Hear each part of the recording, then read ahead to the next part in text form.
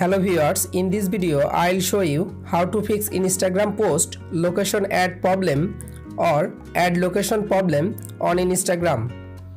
If you want to solve this problem, please follow the step.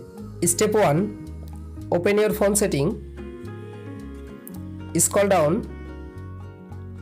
Go to apps. Again go to manage apps. Search Instagram application.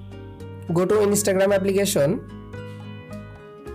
Click on storage. Again click on clear data. Tap on clear cache data.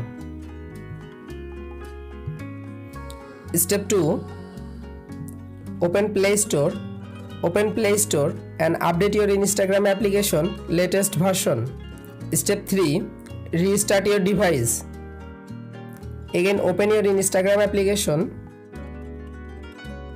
Click on plus icon. Select any picture. Tap on next.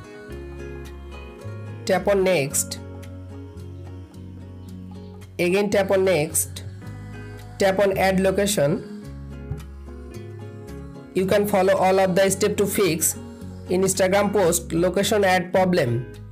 If this video helpful for you, please subscribe our channel and like this video.